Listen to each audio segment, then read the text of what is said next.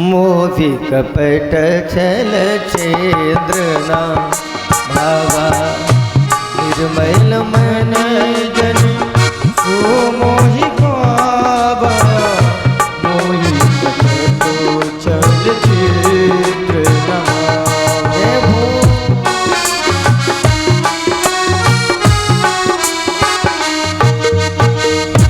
निर्मल मन जन सो मोहे पावा मोहे कपट छल छिद्र न भावा।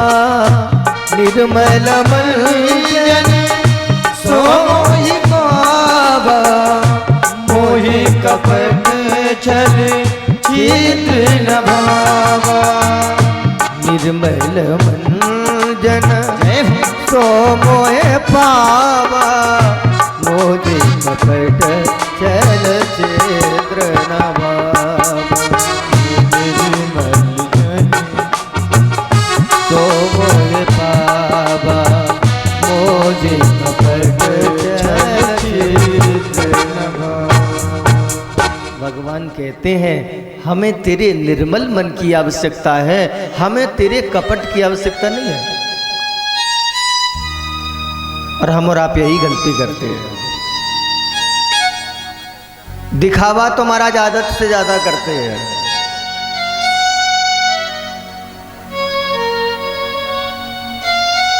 और भगवान इस दिखावे से नफरत करते हैं। भगवान कहते हैं हमें आपके दिखावे की आवश्यकता नहीं है, जिस व्यक्ति के मन में निर्मलता है वो व्यक्ति मुझे प्राप्त कर लेगा। भीष्म पितामह के बाद आपने महाराज परीक्षित के जन्म तक की कथा को सुना है। आज कथा क्रम को आगे जोड़ रहे हैं। महाराज परीक्षित है ना, जो राजा है ना, राजा महाराज परीक्षित बड़े न्यायप्रिय राजा है। और देखो राजा को न्यायप्रिय होना चाहिए, राजा को मुंह देखा नहीं होना चाहिए। राजा के पास अगर कोई गरीब पहुंच जाए तब भी मदद करना चाहिए, और कोई बराबर का मित्र पहुंच जाए तब भी, क्योंकि वो राजा है ना। और शास्त्रों में तो लिखा है कि जासु राज प्रिय प्रजा दुखादी सो नृप अवस नरक अधिकारी। जिस राजा के राज्य में उसकी प्रजा दुखी होती है ना, वो राजा नरक का अधिकारी है। सो नृप अवस नरक अधिकारी है। और राजा का मतलब यही नहीं है कि हमारे देश का राजा हो, हमारे घर का भी राजा हो, जो घर का मुखिया वो भी राजा से कम नहीं है। जो परिवार में बड़ा है, वरिष्ठ है, जिसकी चलती है, जो पिता है वो एक पुत्र को प्यार करे और दूसरे पुत्र से नफरत, तो ये भी तो नहीं चलेगा ना। महाराज परीक्षित जी बड़े न्यायप्रिय राजा हैं। पता है भोजन कब करते महाराज परीक्षित? आज के राजा तो महाराज प्रजा चाहे भूखी बैठी रहे, लेकिन वो पहले ही ब्रेड पकौड़ा अपने खा के तैयार है। हाँ और क्या। लेकिन महाराज परीक्षित ऐसा नहीं करते हैं। महाराज परीक्षित पूरे जगह घूमते हैं, प्रजा में के कहीं कोई ऐसा तो नहीं जो भूखा ना बैठा हो। अगर कोई भूखा बैठा है तो पहले उसको भोजन कराएंगे तभी भोजन करेंगे महाराज परीक्षित। एक छत्र राज है महाराज परीक्षित का पूरी पृथ्वी पे, दूसरा कोई राजा नहीं है। सब जगह जय जयकार होती महाराज परीक्षित की, हर जगह। एक बार क्या देखा महाराज परीक्षित जब गए अपनी प्रजा में,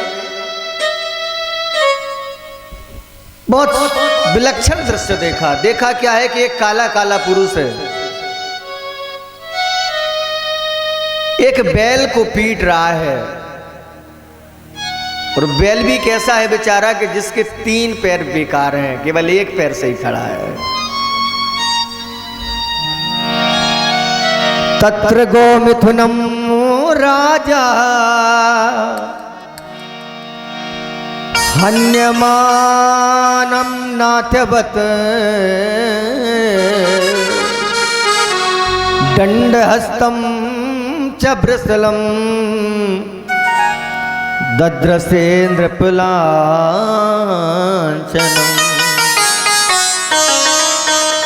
अपने हाथ में डंडा लिए हुए, दंड, और वो काले काले पुरुष की इस करनी को देखकर महाराज परीक्षित ने उससे पूछ दिया कि महानुभाव आप कौन हैं और आप इस बैल को क्यों पीट रहे हैं? बिल्कुल ध्यान से कथा सुनिएगा। वो काला पुरुष बोला, महाराज हम कलयुग हैं। कौन है? कलयुग है, कलयुग। और ये बैल कौन है? बोले ये बैल धर्म है, धर्म। और इस कलयुग में धर्म के 3 चरण तो चले गए। पहला चरण था सत्य। अब बताओ कितने लोग सत्य बोलते, जरा हाथ उठा के।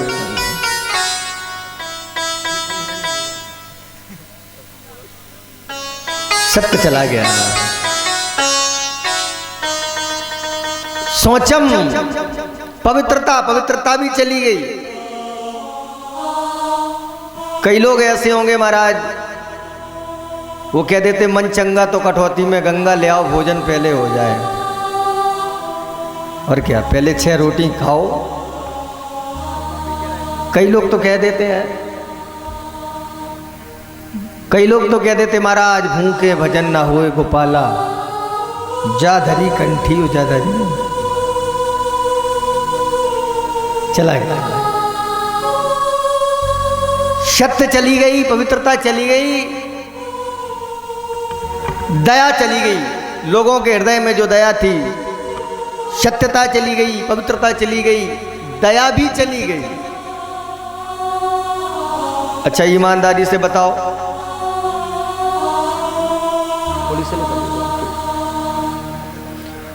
कितने लोग अब ऐसे हैं जो दया भी करते हैं, दरवाजे पर भिखारी आ जाए तो?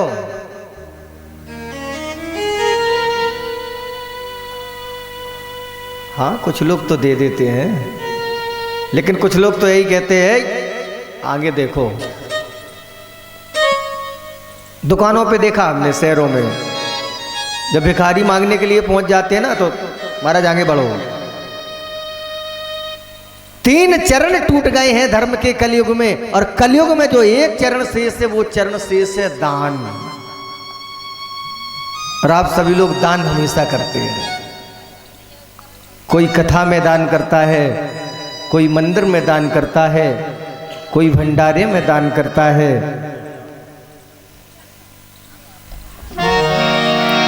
प्रगट 4 पद धर्म के, कली में एक प्रधान।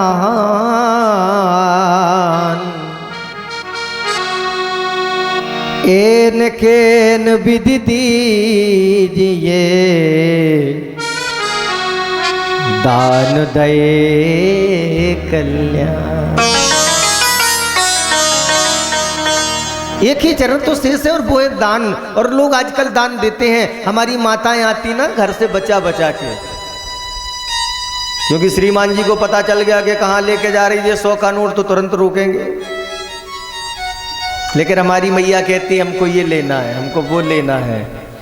100 का नोट महाराज लिया, और बेचारी अपने खर्च में ना खर्च करके चली आई। भागवत जी जहाँ हो रही है वहाँ वो 100 रुपए रख दिए। ये धर्म की मूर्तियां हैं माताएं। हमारे भाई भी धर्म की मूर्ति हैं, ये लोग भी धर्म करते हैं। कई देवियां जी ऐसी होती हैं, देवी जी कहाँ जा रहे हो? कहीं नहीं, वो खेत पे जा रहे हैं, खेत पे। अच्छा हाँ, वही तो मटरा आ गया है और तुम कथा में समय बर्बाद कर रहे हो, चलो। सुश्रीमान जी बोले हम तो खेत पे ही जा रहे हैं, कोठी पे, वहीं बोरिंग में बढ़िया खेत भी देखेंगे और आराम से करेंगे। और चुपचाप से घर से आए, बोरिंग के बहाने, कोठी के बहाने, और आकर के भगवान की कथा में आनंद लेने लगे, मस्ती लेने लगे।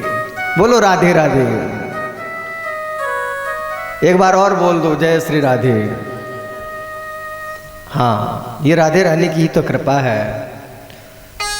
दान करने के अलग अलग तरीके हैं। चुपचाप से आए, अच्छा कई लोग ऐसे भी हैं जो दोनों लोग कथा में आ गए, श्रीमान जी भी आ गई और श्रीमती जी भी आ गई, और श्रीमान जी आ गए तो श्रीमती जी भी उनके साथ में आ गई। अब लेकिन श्रीमती जी ये देखने के लिए आई हैं कि देखें जी करते क्या है। हाँ ऐसा तो नहीं है कि सभी लौटाए देवे भागवत में। सो चुपचाप से आ गई साथ में। अब महाराज जी तो यही समझ रहे हैं कि कथा सुनने के लिए आई हैं, और श्रीमान जी भी कम नहीं है। श्रीमान जी घर से फूल भर के ले आए इतने सारे, वो फूल लेकर के आए और कथा में आकर के फूल को की जो पंखुड़ियां है ना वो आकर के फैलाई, फूल की पंखड़ी फैलाई। श्रीमती जी ने जाना कि हमारे श्रीमान जी ने तो फूल चढ़ाए हैं कथा में, और उसी में 500 का नोट लेकर के भागवत में रख दिया। धर्म करने के तरीका है, कलयुग में धर्म प्रधान है। और आज महाराज कलयुग कह रहा है कि हे राजा, आप मुझसे कह रहे हो कि हम आपके राज से चले जाएं, तो दुनिया में ऐसी कौन सी जगह है जहां पर हम रहें? कुछ तो स्थान दिए जावे। देखो हम और आप बात बात में कहते ना कि महाराज बड़ा कलयुग आ गया है, कहते ना, लेकिन ये कलयुग बड़ा ही स्वाभिमानी व्यक्ति है। जब तक कलयुग को बुलाओगे नहीं, कलयुग आ नहीं सकता आपके यहां, गारंटी है। कलयुग कहता है कि बगैर बुलाए तो हम किसी के घर नहीं जाते, और जो महाराज हमको निमंत्रण कार्ड पहुंचाए तो व्यवहार तो करना ही पड़ेगा। अब देखिए निर्धारित स्थान मिले हैं कलयुग को। द्यूतम पानम स्त्रियः, गौर से सुनो, पहला स्थान कौन सा मिला कलयुग के लिए? बोले द्यूतम। द्यूत माने, द्यूतम माने होता है जुआ। क्या होता है? जुआ खेलना। अब ध्यान से सुनते जाइए। जिनके घर में जुआ खेला जाता है उस घर में कलयुग का वास। हाँ, जिसके घर में पत्ते चटकाने वाला आइटम है, तो समझ लीजिए कि कहीं ना कहीं कलयुग। द्यूतम पानम, हाँ, शाम हुई और उनने खोली, लाओ पेप्सी के साथ में हो जाए। हाँ, जिसके घर में पीने वाले लोग हैं ना, या जो लोग शराब पीते हैं, तो हम लिख के दे देंगे उन पति पत्नी में कभी बन नहीं सकती, कभी नहीं बनेगी। क्योंकि पत्नी चाहती है कि आप धर्मवान बनिए, आप धर्म करिए, आप अच्छे काम करिए, आप सत्कर्म करिए, और आप घर में पी करके चले जा रहे हैं। अब वो बेचारी क्या करें? कलयुग कह रहा है महाराज हम बहुत ही स्वाभिमानी आदमी हैं, बगैर बुलाए किसी के यहाँ नहीं जाते।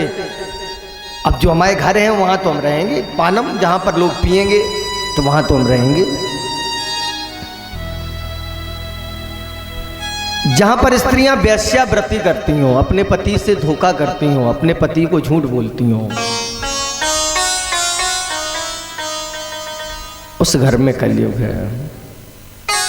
अब विचार कर लीजिए, आप लोग समझ लीजिए किस किस के घर में है। जहां देवरानी जेठानी की लड़ाई हो समझ लो कलयुग है।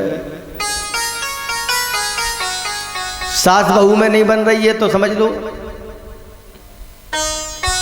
कलयुग का प्रभाव है। ये कलयुग का ही तो प्रभाव है कि आप लोग बैठे कथा में और कोई आ जाता तो उधर के तुरंत मुंह करके देखने लगते हैं। ये भी कलयुग का प्रभाव है। भाई कोई आएगा तो यहीं पे, लेकिन हमारी माताएं बहनें कोई आया नहीं कि इनने हाल तुरंत देखा कि आखिर को आओ। कलयुग कहता है कि जहां पर हमें बुलाया जाएगा वहां पर हम जाते हैं। अब जिस घर में मदिरा पान होगा तो हमको जाना पड़ेगा, जहां जुआ खेला जाएगा तो हमको जाना ही पड़ेगा ना। जहां स्त्रियां धोखाव्रती करेंगी तो हमको जाना पड़ेगा ना। और महाराज ये स्थान आपने ही तो दिए है। लेकिन महाराज परीक्षित आपने विचार नहीं किया कि हम में अच्छाई कितनी बड़ी है। अब जरा विचार करो, सोच के देखो आप लोग भी। महाराज परीक्षित ने कहा कि तुम में अच्छाई भी है। अरे हाँ महाराज, कितनी अच्छाई है। कलयुग अपनी अच्छाई का वर्णन कर रहा है। ध्यान प्रथम युग मख विधि दूजे, द्वापर पर तो सख प्रभु पूजे। ध्यान प्रथम युग मख विधि दूजे, द्वापर पर तो सख प्रभु पूजे। कलयुग बता रहा है, कलयुग केवल हरि गुण गाहा। कलयुग केवल हरि गुण गाहा, गावत नर पावहि भव थाहा। गावत नर पावहि भव थाहा। ताली बजाते हुए जरा। कलयुग केवल हरि गुण गाहा। केवल हरि गुण गाहा, गावत नर पावहि भव थाहा। गावत नर भव थाहा। बड़े ही हमारे यादव जी बड़े ही भक्त हैं भाई। धर्म के कार्यों में तो हमेशा आगे रहते हैं। धर्म कर्म की जब भी बात आ जाए तो तुम करो, हम तुम्हारे साथ हैं। लेकिन आजकल लोग नेताओं से कहते हैं, बोले वीर तुम बड़े चलो हम तुम्हारे साथ हैं। लेकिन हमारे यादव जी नेता तो ही हैं, उसके साथ में कहते तुम तो धर्म का काम करो, हम तुम्हारे साथ हैं। बोलो राधे राधे। और यही सबको कहना चाहिए कि हमारा धर्म करो। कलयुग अपनी विशेषता बता रहा है, जरा ध्यान से आप लोग सुनिएगा। कलयुग क्या कह रहा है? कलयुग कह रहा है कि ध्यान प्रथम युग। पहला युग कौन सा है? मनमोहन बताओ कौन सा है पहला युग? हाँ, सतयुग। तुमको यही तो सुनना है, क्योंकि तुम कोई साधारण नहीं हो। तुम हनुमान जैसे तेजस्वी हो, उनकी कृपा है तुम पर, लेकिन अपना बल भूल गए हो तुम। जो लोग ज्यादा बली होते ना, जब ज्यादा उत्पात करते तो उनको श्राप लग जाता है, जा तुम अपना बल भूल जाओ। और वही काम तुमने भी आ गया। तुम में जो गुण थे ना, वो गुण तुम भूल गए हो। बकाया दूर नहीं हुए, वो अभी छिपे हैं, हमें पता है। सरसों चाहे कितनी सूख जाए, लेकिन जब भी चक्की में डालोगे तो तेल तो निकलेगा। लेकिन उसके लिए चक्की में डालना पड़ेगा। ऐसे ही तुम्हारी स्थिति है। अपने को पहचानो, हम कौन हैं, हम किस लिए आए इस संसार में। और हम कथा में अगर प्रथम यजमान बन के बैठे तो क्यों बैठे, और इसके बाद हमें क्या करना है, अब तक क्या किया हमने। कलयुग का प्रधान गुण है। कलयुग कह रहा है महाराज, सतयुग में लोग हजारों साल तपस्या करते थे। ध्यान प्रथम युग।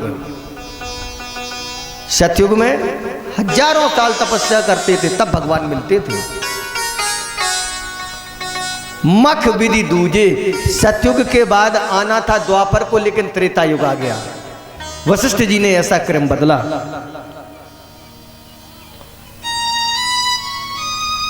महाराज त्रेता आ गया। अब त्रेता युग में बोले, कलयुग कह रहा है कि भगवान काय से मिले। बोले ध्यान प्रथम युग और मख विधि दूजे। त्रेता युग में भगवान मिले मख से। मख माने यज्ञ करने से। काय से मिले? बोलते जाओ आप लोग। त्रेता युग में भगवान काय से मिले? यज्ञ से। देखो राजा दशरथ को जब पुत्र नहीं था ना तो उन्होंने क्या किया, श्रृंगेर से ही वशिष्ठ बुलावा, पुत्र काम शुभ यज्ञ करा। जब यज्ञ किया जब ही तो राम जी का जन्म हुआ। तो त्रेता युग में भगवान यज्ञ से मिले, द्वापर पर तो सक प्रभु पूजे। द्वापर युग में पूजा करने से भगवान मिले, सतयुग में वही देखिए क्रम देखते जाइए। सतयुग में भगवान मिले लेकिन कैसे, तपस्या से। त्रेता ने अपना नियम बदल दिया, त्रेता ने बदला, महाराज हमारे तपस्या से नहीं मिलेंगे, हमारे में यज्ञ करना पड़ेगा। तो त्रेता में यज्ञ से मिले। द्वापर आया तो उसने भी अपना क्रम बदल दिया, बोले महाराज हमारे में यज्ञ से भी नहीं मिलेंगे, तो हमारे में, बोले हमारे में पूजा से मिलेंगे। अभी आगे कथा आएगी, गोपियों ने भगवान की पूजा की है, कात्यायनी महामाये महायोगिनीश्वरी। फिर आया कलयुग, कलयुग ने भी अपना नियम बदल दिया। कलयुग ने कहा हमारे में भी नियम चेंज है, अगर आप ध्यान नहीं कर सकते तो कोई बात नहीं, आप यज्ञ नहीं कर सकते तो कोई बात नहीं, आप पूजा नहीं कर सकते तो कोई बात नहीं, केवल काहे में, बोले बस कलयुग केवल हरि गुण गाहा। भगवान का नाम गाते रहो तो गावत नर पावई भवता। कलयुग केवल नाम आधारा, कलयुग केवल नाम आधारा। सुमिर सुमिर नर उतर के पाया, सुमिर सुमिर नर उतर पाया। कलयुग केवल नाम आधारा, केवल नाम आधारा। सुमिर सुमिर नर उतर पाया, सुमिर नर उतर पाया।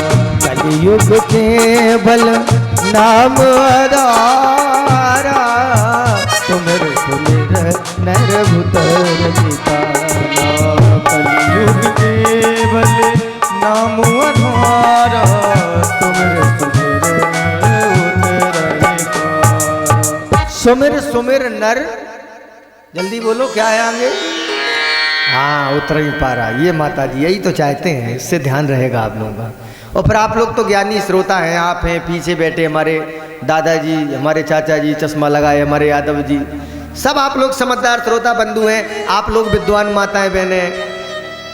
कभी कभी तो ऐसा मिल जाता कि वो महाराज बोलते ही नहीं है। अभी आगे कथा थी हमारी, तो ऐसे ही विद्वान लोग कुछ लोग थे, तो वो लोग भी पीछे से कह देते, जैसे हमने कहा कलयुग केवल, तो आगे क्या है, नामधारा, याद है ना आपको, तो ऐसे वो भी कह देते थे।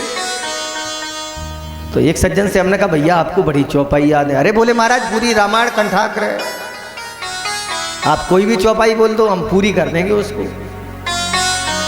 हमने कहा अच्छा। बोले महाराज कुछ भी बोल दो, तुम तो रामायण की बोल दो बस, हम चौपाई आपकी पूरी कर देंगे, गारंटी है। हमने 13 साल रामायण पढ़ी महाराज। अच्छा, हमने कहा हाँ भैया पढ़ी तो, हाँ मंदिर में रोज पढ़ते थे। ठीक है भाई, हमने कहा अब ज्यादा तो चौपाई हमें भी नहीं आती, तो हम पूरी कहां से करवाएं। एक छोटी सी चौपाई है, उसको आपको पूरा करना है। बोले हाँ पढ़िए आप। तो हमने चौपाई पढ़ी, मंगल भवन अमंगल हारी।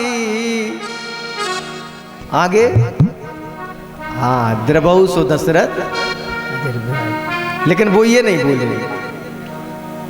वो बोले, हमने कहा मंगल भवन अमंगल हारी। बोले महाराज हम पूरी कर देंगे, हम पूरी कर देंगे। हमने कहा तो बताओ।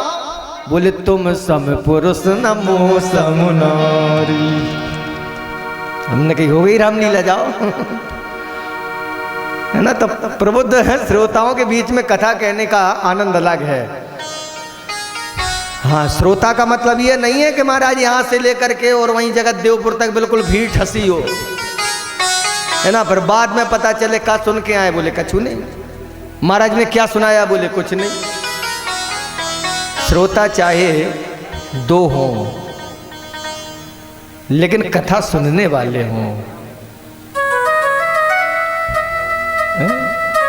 हाँ, एक बात तो मुझे याद आई, एक माता जी थी, तो वे बड़े ध्यान से कथा सुने मनमोहन जी, बड़ा गौर से। और जब कथा में भाव बन जाए, कहीं आंसू निकलने लगे, तो माता जी भी खूब आंसू निकाल निकाल के रोए। तो हमें लगा कि माता जी बेचारी बड़ी गौर से कथा सुनती हैं, बड़ी भावना प्रधान है, भावुक है। जब कथा उपराम हुई दूसरे दिन की, तो माता जी मेरे पास आई, राधे राधे महाराज। हमने कहा राधे राधे। हमने कहा भैया आप बड़े गौर से कथा सुनती हो हैं, आपका ध्यान तो हमें लगता है कि बिल्कुल भगवान में लगा रहता है, बराबर आपकी नज़र हमारे ही पास रहती है, बराबर आप भागवत जी की ओर देख करके कीर्तन बराबर गाती हो। हमने कहा माता जी आप बहुत सुंदर कथा की श्रोता हैं। बोली महाराज हम सच्ची बताएं। हमने कहा बताओ बताओ, आप बताओ। माता जी बोली महाराज हमें कथा से कोई मतलब नहीं है। ये हमने कही माता जी आप जो का कह रही हैं? बोली सही में महाराज हमें कथा से कोई मतलब नहीं है, हमको 7 दिन की कथा में शायद है कि ये पता चले कि कौन राम था कौन रावण था। हमने कही माता जी फिर आप इतनी गौर से कथा सुन रही हैं, आप तो हमारी ही तरफ देखती हो, बराबर बराबर हम आंसू निकलते हैं तो आपको भी निकलते हैं। बोली महाराज हम सच्ची बताएं, हम आपको थोड़ी देखते हैं ना आपकी कथा सुनते हैं। तो हमने कहा मैया फिर कैसे आप कथा पंडाल में बैठी रहती हो? बोली हम बताएं महाराज जी हमारे एक बकरा पला था, बहुत प्यारा था बकरा, बड़ा प्यारा था महाराज जी। उसकी जो दाढ़ी थी ना, दाढ़ी वो आप जैसी ही थी बिल्कुल। अब बेचारा वो बकरा खत्म हो गया। सोम आपकी दाढ़ी देख देख के उस बकरे की याद करते करते रोते रहते हैं कि हाय हमारा बकरा चला गया। हमने कही माता जी अरे राम राम राम, हम तो सोच रहे थे आप कथा सुन रही हो। तो उसी दिन से हमने दाढ़ी अपनी बनवा ली। हमने कहा कैंसर काहे को रखो भाई, इस दाढ़ी को देख के कथा में नहीं हो बकरे की याद आ जाए तो हटाओ। श्री नारायण, तो हम आपसे ये चर्चा कर रहे थे कि कलयुग बहुत स्वाभिमानी व्यक्ति है। वो कह रहा हम बगैर बुलाए किसी के घर नहीं जाते, और जिस घर से कार्ड आ जाए, कोई जुआ खेले तो हमारा कार्ड है हम तो जाएंगे, कोई शाम को लगा के आ जाए तो उसका कार्ड है वो तो जाएगा। कलयुग कह रहा बगैर बुलाए जाते नहीं, और अगर बुला दो तो हम फिर छोड़ते नहीं। और महाराज जो किसी भी युग में, इतने युग हुए, 4 युग, सतयुग, त्रेता, द्वापर, कलयुग, और कलयुग कह रहा है कि ना तो वो फल आपको सतयुग मिलेगा, ना वो फल आपको त्रेता युग में मिलेगा, ना वो फल आपको द्वापर में मिलेगा। द्वापर में आप पूजा नहीं कर सकते तो कोई बात नहीं, यज्ञ नहीं कर सकते तो कोई बात नहीं, भगवान का नाम तो ले सकते हैं ना, जहां बैठे सीताराम सीताराम। जो सुन रहे हैं राधे श्याम राधे श्याम, परमात्मा का नाम तो ले सकते हैं आप। और अगर आपने परमात्मा का नाम ले लिया तो कह रहे हैं कि कलयुग केवल नाम आधारा, और सुमिर सुमिर नर उतरहि।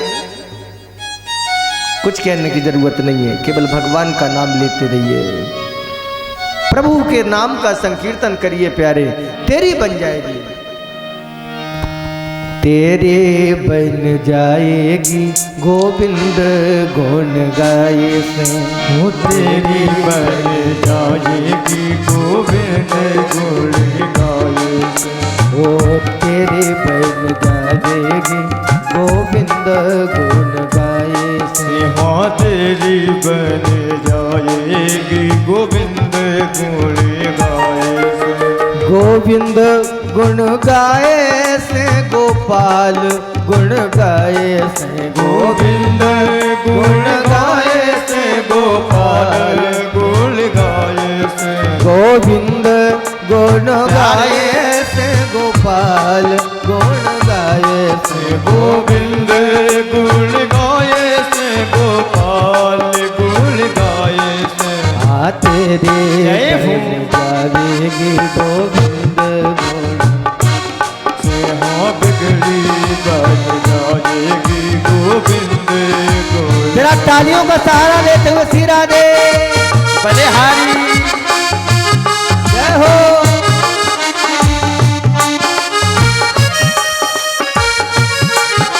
हरि बोल।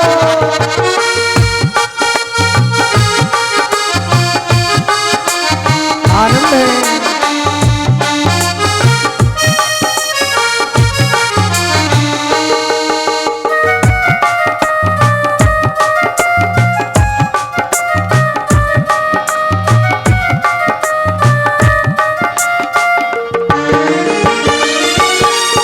अच्छा, किन किन लोगों की बन गई है भगवान के नाम लेने से? ध्रुव जी की बन गई, प्रहलाद जी की बन गई, ध्रुव जी की बन गई, प्रहलाद जी की बन गई। ध्रुव जी की बन गई, प्रहलाद की बन गई, अरे आप लोगों की भी बनेगी। ध्रुव जी की बन गई, प्रहलाद जी की बन गई, ध्रुव जी की बन गई, प्रहलाद जी की बन गई। नारद की बन गई अपनी वीणा के बजाए से, नारद की बन गई अपने बीड़ा के बजाए से। अरे तेरे बैल गावेगी गोविंद घोड़ गावे से, वो बिगड़ी बैल गाएगी गोविंद घोड़े गाए। जय हो राधे। वाक्य में हरिलाल की जय हो।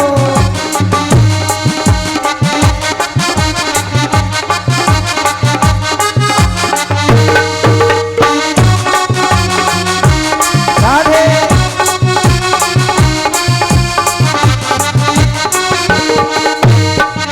जय हो। प्यारे की जय हो।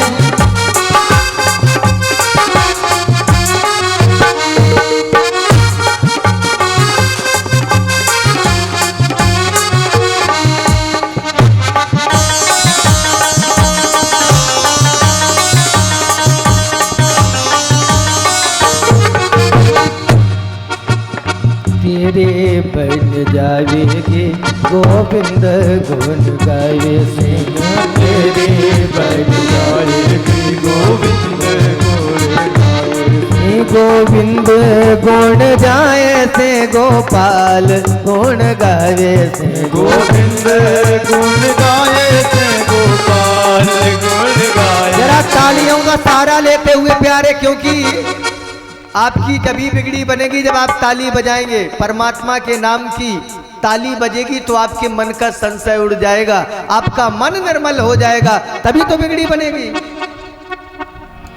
तेरे बन जावेगी गोविंद गुण, तेरी बन जाएगी गोविंद गुण गाए से, बिगड़ी बन जाएगी गोविंद गुण गाए। नाचे गली गली हाँ बारात चले, भूत परीत बने बराती नाचे गली रे गली। अरे जी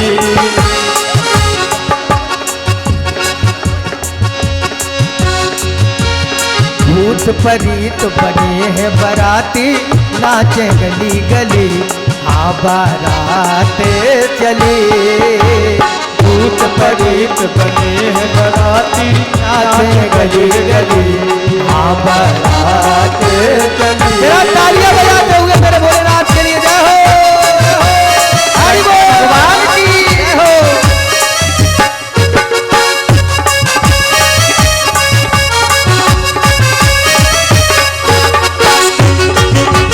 जय हो। राधे। जय हो। श्री राधे। आनंद है।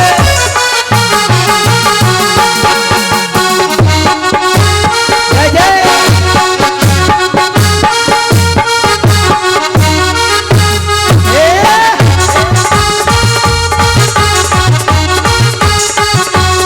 अच्छा बस ये बताओ पहले, इतने लोगों में बस एक ही बराती नाचेगा और सब खावे वाले हैं क्या?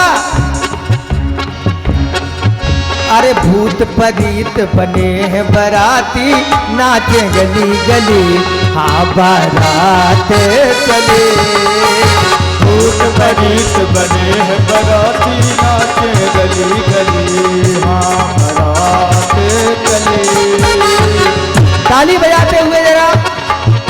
प्यारी बारात है। भूत परीत बने हैं बराती, नाचे गली गली हाँ बारात चले। भूत परीत बने हैं बराती, हाँ बारात चली। आनंद में प्यारे तालियों का सहयोग देते हुए राधे राधे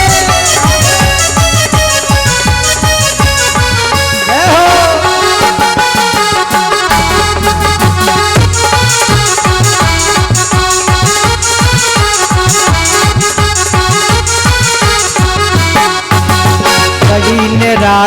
बड़ी निराली देखे, बड़ी निराली बारात प्रभु की, बड़ी निराली बारात प्रभु की, हल्ला गली गली हाँ बारात चली। बड़ी निराली बारात प्रभु जय हो। गली गली राधे बारात चली।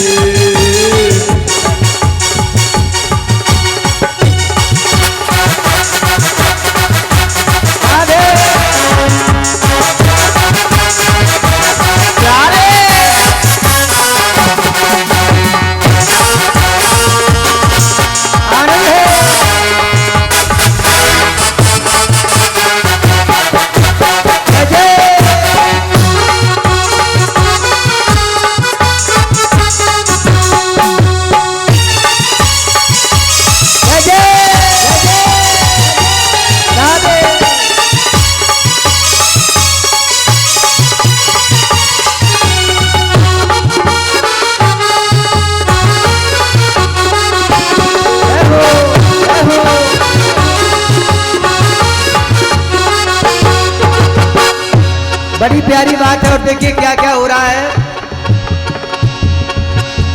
प्यारे भोले हैं मुस्कावे, प्यारे भोले हैं मुस्कावे, प्यारे भोले हैं मुस्कावे, प्यारे भोले हैं मुस्कावे। भूत प्रीत सब नाचे गावे, भूत प्रीत सब नाचे गावे। अरे प्यारे भोले हैं मुस्कावे, प्यारे भोले हैं मुस्कावे। भूत प्रीत सब नाचे गावे, भूत प्रीत सब नाचे गावे। सज रही गली गली हाँ बारात चले। भूत प्रीत बने हैं बराती, नाच गली गली जय हो जय हो जय हो।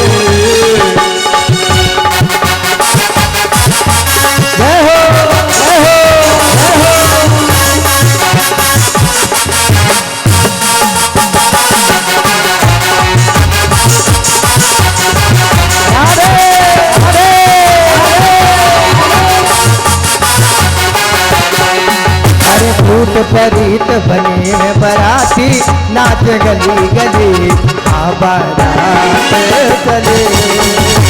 भूत परीत बने हैं बराती, नाच गली गली हाँ बारात चली। जय हो जय हो।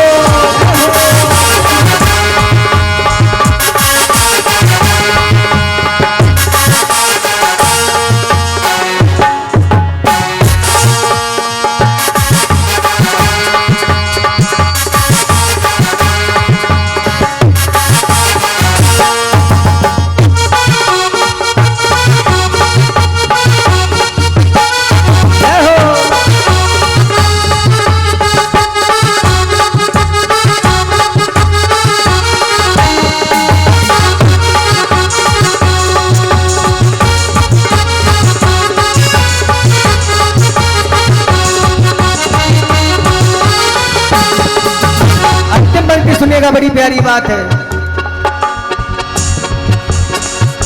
अरे को बराती दौलत जावे, को बराती दौलत जावे, को बराती दौलत जावे, को बराती दौलत जावे, को बराती लुढ़कत जावे, को बराती लुढ़कत जावे। जिनको पैर है वे तो दौड़ रहे हैं, जिनके पैर नहीं वो लुढ़कते लुढ़कते जा रहे हैं।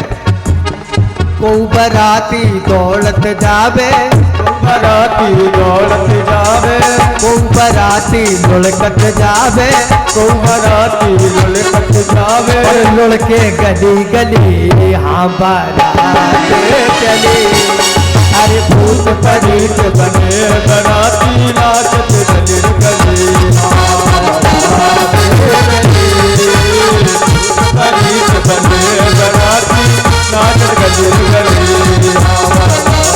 बोल शंकर भगवान की जय हो। बारात लुढ़कते लुढ़कते ढड़कते ढड़कते, जिनको मुंह नहीं है बेबी, जिनके पैर नहीं है बेबी, सब जा करके पहुंचे। और नारद जी बैठे थे, मैना रानी आ जाए उस सोने में कलयुग का वास। हाँ, और जो सोना बेईमानी से, छीना झपटी से, चोरी से कमाया जाए तो उस सोने में कलयुग का। अब आप लोग खुद सोच लो कि किनके सोने में कलयुग का वास है और किनका सोना भगवान ने। ज्यों ही सोने का वास दिया, आज तो महाराज पारीछत बोल ही पाए थे कि कलयुग खिलखिला के हंस पड़ा, बोला जय हो महाराज आपकी। अरे हम तो यही सोच रहे थे कि एक आध अच्छी जगह तो मिले, सब जुआ शराब सब कच्चे ही कच्चे घर, महाराज पानी बरसेगा तो हमारे घर में।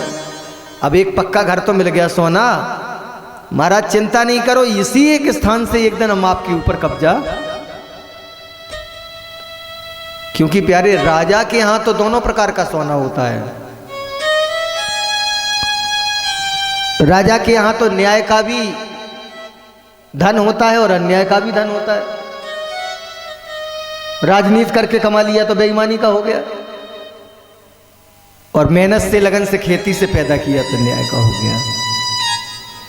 आज महाराज पारीछत अपने घर पहुंचे, और जब घर पहुंचे तो रात्रि में लेटे लेटे विचार आया कि चलो शिकार खेल लें।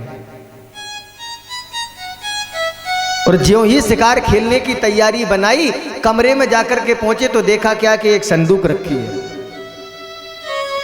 और उस संदूक पे साफ लिखा है कि इसको छुए मत, इसे खोले मत। लेकिन राजा प्यारे, हम राजा और हमारे पास ही संदूक और उसमें लिखा है इसको खोले नहीं, खोलो। मंत्रियों से कहा तो उस संदूक को खुलवा लिया, और ज्यों ही संदूक खुलवाई तो उस संदूक में एक मुकुट रखा था, मुकुट, और मुकुट पे लिखा था कि इसको पहने मत। और राजा ने विचार किया कि हम ही राजा, हमारे यहाँ का मुकुट हम ही ना पहने, चलो पहन लो। सो उसी मुकुट को पहन के आज शिकार खेलने के लिए महाराज चले। और जानते हो वो मुकुट किसका था? मुकुट था महाराज जरासंध का। किसका था? जरासंध का। जब भीम ने मारा ना जरासंध को, तो इसका मुकुट बहुत सुंदर था। भीम का मन खराब हो गया। भीम ने कहा प्रभु इसको ले चलें। भगवान कन्हैया ने कहा देखो भीम, ये अन्याय का मुकुट है, ये ध्यान रखना। अन्याय का धन ले जा रहे हो, लेकिन इसका उपयोग नहीं कर लेना। अगर उपयोग कर लिया तो बर्बाद। सो भीम ने लेकर के उसको एक बक्से में बंद कर दिया था। और आज वही मुकुट लगा करके जैसे ही महाराज पारीछत शिकार खेलने के लिए चले, खिलखिलाता हुआ कलयुग आकर के आज इनके मुकुट में बैठ गया। महाराज पारीछत की बुद्धि कलयुग ने भ्रमित की। रास्ते में बड़ी तेज प्यास लगी। प्यास लगी सो जाकर के पहुंचे समीक ऋषि के आश्रम में। अरे महाराज थोड़ा सा जल दे दो ना, मुझे प्यास लग रही, थोड़ा जल दे दो। लेकिन ये तो ध्यान लगाए हुए हैं, परमात्मा का स्मरण कर रहे हैं, भगवान का ध्यान कर रहे हैं। क्योंकि प्यारे संत का जीवन तो यही है कि भगवान की कथा सुनता रहे, भगवान के नाम का कीर्तन करता रहे। सो आज महाराज समीक ऋषि ने बात नहीं सुनी। ज्यों ये बात नहीं सुनी तो पास में एक मरा हुआ सर्प पड़ा था। आज महाराज पारीछत ने उस मरे हुए सर्प को उठाया और उस मरे हुए सर्प को लेकर के समीक ऋषि के गले में। अरे ढोंगी बाबा, 3 घंटे से हम पानी के लिए कह रहे हैं, तू सुनी नहीं रहा है। पास में ही प्यारे समीक जी का एक पुत्र जिनका नाम है श्रृंगी कोस की नदी में स्नान कर रहे थे। किसी बालक ने बताया कि आपके पिताजी के गले में किसी राजा ने मरे हुए सर्प को डाल दिया। सो प्यारे वहीं पर नदी का जल लिया और जल लेकर के श्राप दे दिया। इति लंगति मर्यादम तक्षका सप्तमे हनि। जिसने भी इस मर्यादा का उल्लंघन कर दिया है, जिसने ऋषि के गले में ये मरा हुआ सर्प डाल दिया है, मैं उसे श्राप देता हूं कि आज के 7वें दिन उसको तक्षक नाग काटेगा, जिससे उसकी मृत्यु। बताओ आप लोग, राजा परीक्षित ने ऋषि के गले में तो मरा हुआ सांप डाला, लेकिन अपने गले में तो जिंदा डाल लिया कि नहीं डाल दिया। प्राय हम लोग क्या करते हैं, दूसरों की बुराई बहुत करते हैं, पीठ पीछे चुगली बहुत करते हैं। और हमेशा विचार कर लेना कि अगर हम किसी के ऊपर ये एक उंगली उठाएंगे तो सामने वाली जो 3 उंगलियां हैं ना, ये कहती हैं। अगर हम आपसे कहें आप बेईमान हो, तो ये 3 कहती हैं आप 3 गुने बेईमान हो। ऐसे कर्म करो प्यारे कि दुनिया में आपको याद किया जाए, दुनिया में आपका नाम दिया जाए, ऐसा काम करो। अगर हम भला नहीं कर सकते ना, तो फिर हमें बुरा करने का भी कोई अधिकार नहीं है। भला किसी का कर न सको तो बुरा किसी का मत करना। फूल नहीं बन सकते हो तो कांटे बनकर। सबसे बड़ी बात यह है, महाराज परीक्षित को श्राप मिला, और महाराज परीक्षित को जैसे ही श्राप मिला, इधर तो महाराज परीक्षित शिकार से वापस अपने घर आए, और ज्यों ही आज मुकुट उतारा तो कलयुग घट गया महाराज परीक्षित को। अब तो याद आने लगा।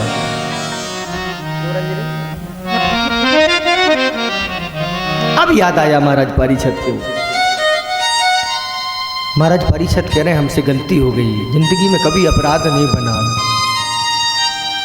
जिंदगी में कभी संत का अपराध हमने नहीं किया, आज हमसे गलती हो गई। एकांत में बैठे हैं राजा परीक्षित और अपने आंखों से आंसू बहाने लगे। निश्चित है कि संत का अपराध किया है, हमने भगवान के भक्त का अपराध किया है, हमें अब दंड भुगतना ही पड़ेगा। और प्यारे इधर वो बालक रोते रोते कोस की नदी से अपने पिता समीक जी के पास पहुंचा। पिताजी पिताजी मुझे क्षमा कर देना। समीक ऋषि तो भजन कर रहे थे, आंखें खोली, क्या बात है। अरे पिताजी हमसे गलती हो गई, हम स्नान करने चले गए, जब तक किसी राजा ने आकर के आपके गले में सर्प डाल दिया। लेकिन आप चिंता न करना पिताजी, उसने आपके गले में मला हुआ सर्प डाला है ना, मैंने उसको श्राप दे दिया कि आज के दिन ये ही सर्प जिंदा होकर के तक्षक के रूप में आपका दंशन करेगा। ओह, संत ने विचार किया ये तो बड़ी गलती हो गई। देखो जो संत लोग होते हैं ना, जो अच्छे लोग होते हैं ना, आप कितनी भी बुराई करो लेकिन वो आपका उत्तर भलाई सही देते हैं। बोलो राधे राधे। आप कितना भी बुरा कर लो लेकिन उनके स्वभाव में बुरा नहीं है प्यारे। एक बहुत अच्छी कथा है भक्तमाल में, बहुत अच्छी। एक बेचारे संत जी, वृंदावन के एक संत जी जाकर के एक दूसरे गांव में पहुंच गए निवास करने के लिए। जरा ध्यान से सुनेंगे कथा की ओर ध्यान लगाएंगे। वृंदावन के एक संत जी दूसरे गांव में पहुंच गए, जाकर के वहां निवास करने लगे। अब गांव के लोग उनको इतना प्रेम करें, इतना प्रेम करें कि वहां एक जो बाबा जी रहते थे वो परेशान हो उनसे। वो सोचें जो वृंदावन से अच्छे आए, क्या करें, उन पर झूठा आरोप लगा दिया कि महाराज आपने चोरी करी है और उनको वहां से निकाला गया। लेकिन जिसने आरोप लगाया उसको रात में काले सर्प ने काट लिया। बाबा जी दौड़ के गए, जाकर के अपने मुंह से उसकी चरणों से जहर निकाला। देखो ये भलाई है, उसने कितनी बुराई करी लेकिन उसने क्या किया। इसलिए कहते हैं प्यारे कि अगर भला नहीं कर सकते हो तो बुरा नहीं करना है, हमें दूसरों की बुराई नहीं करना है। आज महाराज समीक ऋषि ने आंखें बंद करी तो जैसे ही नेत्र बंद करे सब जान गए, अरे हमारा राजा यहां पे आया और तुमने उसको श्राप दे दिया। एक ऋषि अपने पिता से कह रहा है, नारायण ऋषि पिता अपने पुत्र से कह रहा है बेटा तुमने बहुत गलती करी कि राजा को श्राप दे दिया। जानते हो पुत्र ने क्या कहा? पुत्र ने कहा पिताजी गलती करी उसने आपके गले में मला हुआ सर्प डाला। लेकिन संत ने हंसते हुए कहा बेटा गलती उसने नहीं करी, गलती तो हमने करी है। देखो आप विचार करो, अरे एक राजा, हमारे राज का इतना बड़ा राजा, वो मेरे घर आया, मेरे आश्रम में आया और हमसे जल मांगा और हम जल भी ना पिला पाए। गलती तो हमसे हो गई है, हमारा राजा आया था, हमें उसका सम्मान करना चाहिए। ये प्यारे संत के भाव हैं। राजा कह रहे हैं कि हमने गलती करी सोच रहे हैं और संत कह रहा है कि गलती हमने करी। जाओ जाकर के उसको बताओ राजा को, जिससे वो अपनी मुक्ति का कोई यत्न करे। महाराज बालक दौड़ करके महाराज परीक्षित के पास में पहुंचा। महाराज परीक्षित तो विचार ही कर रहे थे कि हमसे गलती हो गई। जाकर के कहा कि कौन है महाराज परीक्षित? परीक्षित हाथ जोड़े खड़े हैं। आपने किसी ऋषि के गले में मरा हुआ सर्प डाला? हाँ, तो ठीक है महाराज, उसी ऋषि पुत्र ने आपको श्राप दे दिया है कि आज के 7वें दिन आपको तक्षक काट लेगा, तो अपनी मुक्ति का कोई यत्न कर लेगा। बस उसी समय छोड़ दिया घर छोड़ दिया, लंगोटी लगाई, जाकर के निकल गए जंगल में। नदी के किनारे जाकर के संतों के बीच में महाराज परीक्षित बैठे हैं और उन्होंने कहा कि जो भी मेरे प्रश्नों का उत्तर दे, इस बालू का जो मैंने आसन बनाया है इस पर बैठ जाए। कौन आ जाए? और उसी समय भगवान शंकर के साक्षात अवतार श्री सुखदेव जी महाराज प्रकट हो गए। तत्राभन भगवान व्यास पुत्रो यदर्क्षया पाठमानो अनिपेक्षा अलक्ष्य लिंगो निज लाभ तुष्टो व्रतस्य वाला अवधूत वेशा, अवधूत वेश में है। आकर के बैठ गए और बोले महाराज परीक्षित तू 2 प्रश्न नहीं 2000 प्रश्न कर, आज तेरे सारे प्रश्नों का उत्तर दिया जाएगा। आज महाराज सुखदेव जी का पूजन करने लगे हैं सब लोग। आप लोग भी मेरे साथ आइए, महाराज श्री सुखदेव जी का पूजन करने के लिए चलते हैं।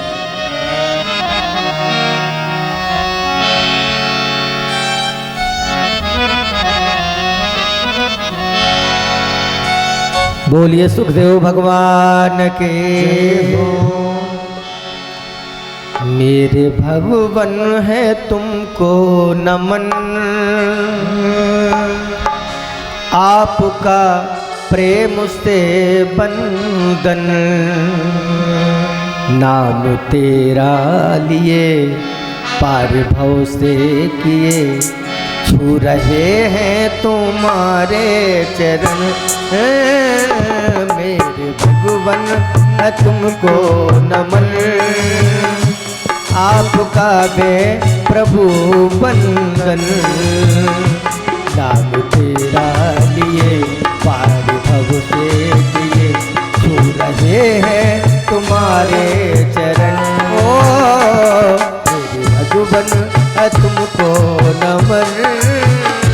ताली बजाते हुए राधे जय हो।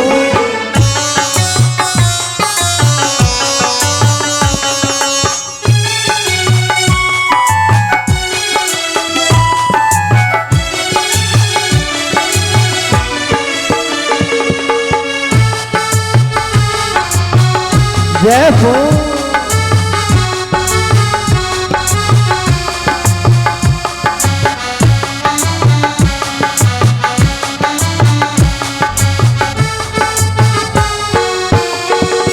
सब संत खड़े हैं हाथ जोड़ करके श्री सुखदेव जी के लिए ताली बजा रहे हैं, स्वागत कर रहे हैं। श्री सुखदेव जी महाराज पधारे हैं। और किसका करूं आसरा, और किसका करूं आसरा, ओ और किसका करूं आसरा, और किसका करूं आसरा, आपके बिन न कोई मेरा, आपके बिन न कोई मेरा, ओ और किसका करूं आसरा, और किसका करूं आसरा, आपके बिन न कोई मेरा, आपके बिन न कोई मेरा, ओ ध्यान तेरा करें, ध्यान तेरा करें, मान तेरा करें, नाम तेरा करें, प्रेम से करते तुमको नमन, पूज्यवर तुमको मेरा नमन, आपका मैं करूं बंधन, पार भव से किए नाम तेरा ली, छू रहा वो तुम्हारे चरण। जय हो।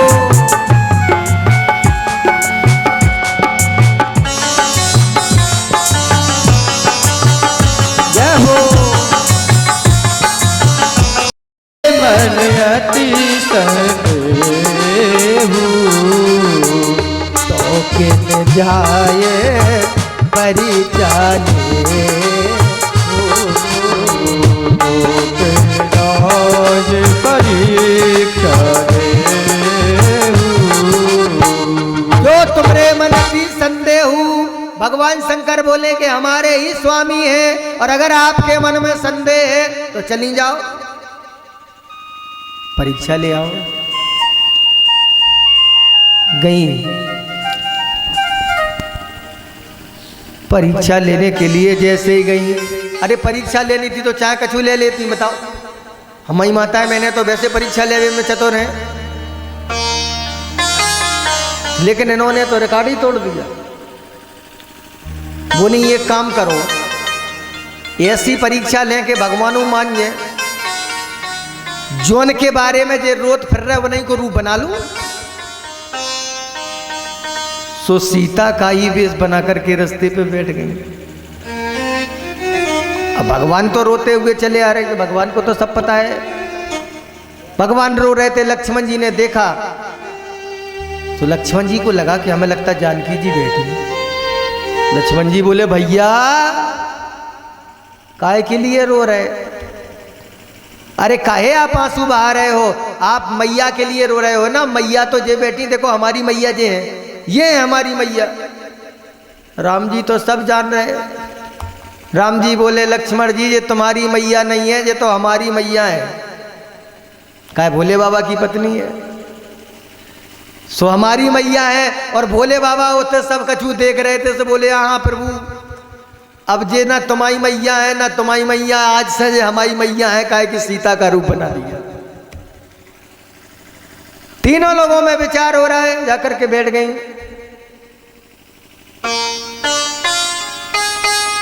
राम जी बोले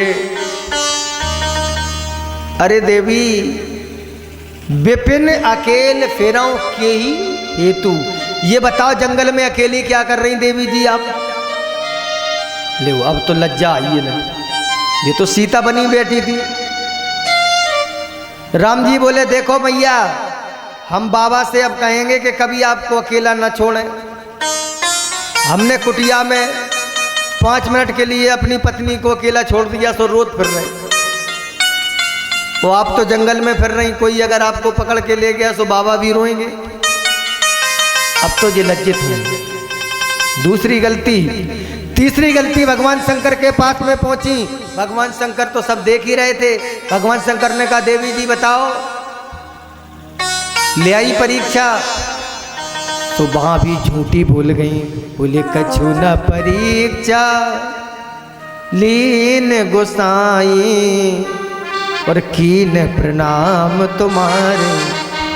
भगवान शंकर से बोली हमने कछु परीक्षा थोड़ी ली उनकी, हट हमने नहीं ली, फिर हम तो आपके ही जैसे प्रणाम करो बने। भगवान शंकर बोले अच्छा हमसे बता रही हो, आज के बाद इस शरीर का त्याग नहीं, त्याग ही करना पड़ेगा देवी। आज के बाद इस शरीर से कभी हमारा आपका मिलन नहीं होगा, क्योंकि आपने मेरी मैया जानकी का रूप बनाया और इसीलिए सती को अपना शरीर जलाना पड़ा। तो ये तो कारण हम आपको बता रहे थे। अब प्यारे सब देवता जाकर के पहुंचे भगवान शंकर जी के पास। कहा एक काम करो प्रभु,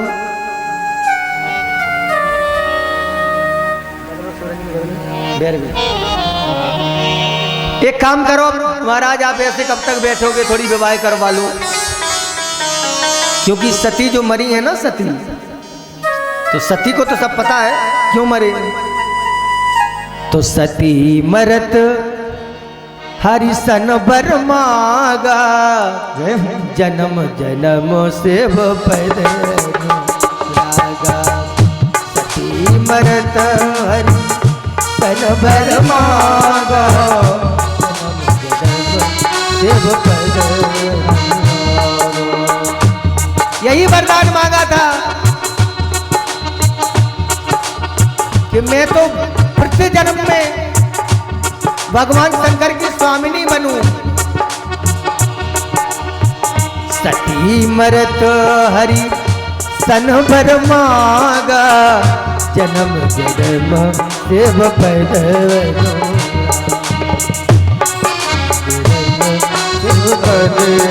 अनुरागा, जन्म जन्म शिव पद अनुरागा। हर जन्म में मुझे भगवान शंकर ही पति मिले, ऐसा वरदान देवी सती ने मांगा। मुझे जीवन जितनी बार मिले, हर बार मुझे तेरा प्यार मिले। माता सती ने यही मांगा। ठीक है, तो जन्म जाकर के कहाँ हुआ मैया सती का? अब की बार जाकर के जन्म हुआ राजा हिमांचल के यहाँ पर। तेहि कारण हिमगिरि ग्रह जाए और जन्मी पार्वती तन। राजा हिमांचल के यहाँ पे जन्म लिया और इनका नाम क्या हुआ? क्या हुआ? पार्वती। का वो नाम चंदा है? हाँ, सुन तो रही वो कथा, जवाब तो है। पार्वती नाम हुआ। अब तो ये क्या करती हैं कि बचपन से ही छोटे छोटे बालू के शंकर जी बना देती हैं और दूर से बेलपत्री ला करके उनको चढ़ाती हैं और उनसे क्षमा मांगती हैं कि प्रभु अगले जन्म में हमने आपके साथ बड़ी गलती करी, सो आपको छोड़ना पड़ा। अब की बार आप मुझे अपना लो, अब भविष्य में हम ऐसी गलती नहीं करेंगे। यही हुआ प्यारे। पार्वती जी के पिता हिमांचल जी ने कहा कि जाओ हमारी बिटिया सियानी हो गई, लड़का देख के आओ। तो पहले लड़का देखने कौन कौन जाता था? है? हाँ, और हाँ देखो मनमोहन को सब पता है। नहीं, इसलिए पता नहीं है, इसलिए पता है कि कम से कम हमारे साथ 2, 4, 5 कथाओं में तो उसने ऑर्गन बजाया है। वो पहले हमारे साथ उज्जैन बहुत गया, हम इसको बहुत लेके गए उज्जैन तक, इसलिए इसको पता है। लड़का देखने के लिए नाई और पंडित जी 2 लोग जाते थे लड़का देखवे। सो पंडित जी और नाई दोनों लड़का देखवे के लाने जैसे ही चले, सो देवी पार्वती ने अपने पास बुलाया। बोले दे पंडित जी। पंडित जी आ गए। कहाँ जा रहे हैं? पंडित जी बोले कहाँ जा रहे हैं? आपके लिए लड़का देखने के लिए जा रहे हैं। पार्वती जी बोली हम बताएं? लियो पंडित जी बोले तुम्हें पहले ही पता हो अपने लड़का के बारे में? पार्वती जी बोली हमें तो जाने कब से पता है। अच्छा हाँ तो बताओ ना। का पंडित जी सीधे चले जाना, आप कैलाश पर्वत पे जो कोई बैठा हो उसको दे देना, बस रास्ता पक्का कर देना। पंडित जी चले, अब पीछे पीछे नाई भी चला बेचारा। अब पंडित जी कछु दूर तो चले और जाने के बाद फिर गांव का रास्ता छोड़ दिया। अब बेचारे नाई भैया सोच रहे हैं कि कहीं चाय नाश्ता की व्यवस्था तो बन ही जाए, लेकिन अब गांव का रास्ता भी छोड़ दिया, अब जंगल के रास्ते में चले। नाई ने सोचा कि हमें लगता है कि रास्ता भूल गए पक्के में पंडित जी। तब तक कैलाश पर्वत दिखाई दिया। नाई ने सोचा हमें लगता है रास्ता भूल गए, से जे जोन बाबा बैठे हैं इसके पास जा रहे रास्ता पूछने। वो तो भोलेनाथ बैठे थे। पंडित जी गए, पंडित जी ने जाकर के प्रणाम किया तो भोलेनाथ ने भभूत दे दी। तो पंडित जी ने भभूत को खा लिया। भोलेनाथ ने आशीर्वाद दिया सदा सुखी रहो। अब नाई साहब भी पहुंचे, ये भी सोच रहे थे कुछ मिल जाए, तो इनको भी भभूत दे दी। ने विचार किया ले इतने दूर से चल के आए हो, जरा राख खबर है हम, थोड़ा मिल जाता तो अच्छा रहता है। सो उसको बगैर देखे इस भभूत को ऐसे फेंक दिया। भभूत को फेंक दिया तो भोलेनाथ बोले बेटा चिंता नहीं करो, तुम फेंकते ही रहोगे। धर्म दे दिया, रास्ता तय हो गया, विवाह का समय आया भगवान शंकर के। अब कोई ना तेल चढ़ावे, बताओ इनके तो ना मम्मी ना पापा। भूत बोले भाई साहब पता है कछु आपको? शंकर जी बोले हाँ। बोले तुम्हारा ब्याह आ रहा हो, ब्याह आपका विवाह आ रहा। अच्छा तो भगवान शंकर बोले तो क्या विवाह आ रहा है तो हमको क्या करना, विवाह आ रहा है तो आन दो। भूत प्रीत बोले देखो बाबा हमारी हंसी ना करवाओ, तेल चढ़ने अब तुम्हें बताओ को तुम्हें तेल चढ़ाए। भगवान शंकर बोले काय को चक्कर में पड़े, ये हमारा धूना देखो धूना। सो उठाई भभूत तो भभूत लेके बोले बताओ चढ़ गो तेल? कहाँ तेल चढ़ाते फिरते फालतू में, जे लो भभूत। तो एक भूत बोला प्रभु ऐसा तो करना कि जिस लड़के का विवाह होता थोड़ा बढ़िया क्रीमरी में। अब आजकल तो सीधो ब्यूटी पार्लर पहुंचता है, तो प्रभु आपका श्रृंगार करना है हमें। भोलेनाथ बोले कर दो। से वही संभुगन करमी श्रृंगारा, से वही संभुगन करमी श्रृंगारा।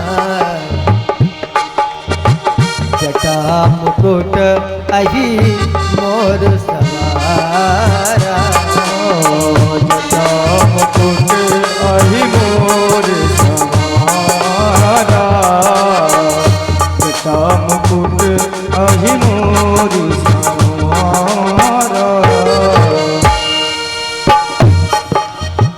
कंकण कुंडल पहने ब्याला, कंकण कुंडल पहिरे जाला, कंकण कुंडल पहने ब्याला। कंकण कुंडल पहिरे जाला, तन विभूति पति के बड़ी चाला, तन विभूति पट के